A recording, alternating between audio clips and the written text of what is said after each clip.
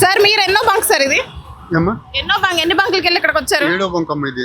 ఇది ఏడో బంక్ ఇది. ముచ్చేలపండి. Okay okay. ఎందుకు వచ్చేసారు అక్కడ నుంచి? ఆయిల్ లేదు అక్కడ, బంకులు మొత్తం నో స్టాక్ బోర్డు పెట్టి బంద్ చేశారు. అది ఎక్కడ ఉందని ఇక్కడికి వచ్చారు. ఓకే, చిన్న బంకులన్నీ నో స్టాక్ బోర్డు పెట్టి తీసేశారు. Okay okay okay. సార్ అయితే అసలు మీరు ఎందుకు వస్తున్నారు? ఇంత పెట్రోల్ కొరత ఎందుకు వస్తుంది అనుకుంటున్నారు? ఐడియా లేదమ్మా, ఐడియా లేదు. ఆయిల్ కావాలి, బంకులో కొడతారు. మీరు ఏం చేస్తుంటారు సార్? నేను బొమ్మస్తానమ్మా. ఓకే, మరి మీ ఆఫీస్ పనులు ఇవన్నీ డిలే అయినా సరే పెట్రోల్ కోసం ఇంతసేపు పడిగాపులు.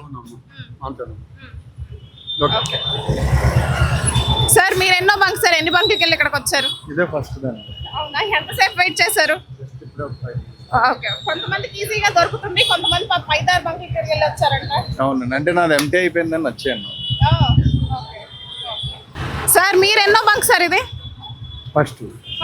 అసలు ఈ పెట్రోల్ కొరత, ఈ గోల ఎందుకు వస్తుంది అంటున్నారు? అసలు ఎందుకు అనుకుంటున్నారు మీరు? ఎందుకు వస్తుంది అనుకుంటున్నారు? ఈ యుద్ధం వల్ల అంటున్నారు కదా, అదే అనుకుంటున్నాను.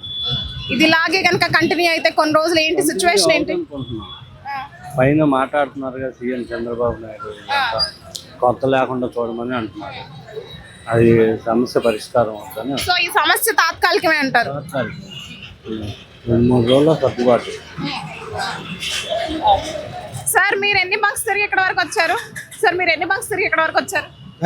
ఎన్ని బంకుల తర్వాత ఇక్కడికి వచ్చారు? దాదాపు 15 బంకుల వరకు తిరిగారు. ఏం జరిగింది అక్కడ? పెట్రోల్ ఎక్కడ లేదు, స్టాక్ నో స్టాక్ లేని చెప్పి తాడి కట్టారు. నో స్టాక్ బోర్డు పెట్టేశారు. ఎక్కడ 100 రూపాయలు కూడా కొట్టట్లేదు. ఏం కొట్టలేదు. మరి కొంతమంది 100-200 అక్కడక్కడ కొట్టించుకుని ఫుల్ ట్యాంక్ చేసుకుంటున్నారంట. లేదు, నా విషయం నాకు మాత్రం బండి దొప్పుకొని వచ్చా. ఓకే, తోసుకుంటూ వచ్చారు. ఎన్నింటి నుంచి స్టార్ట్ చేశారు పెట్రోల్ వేట?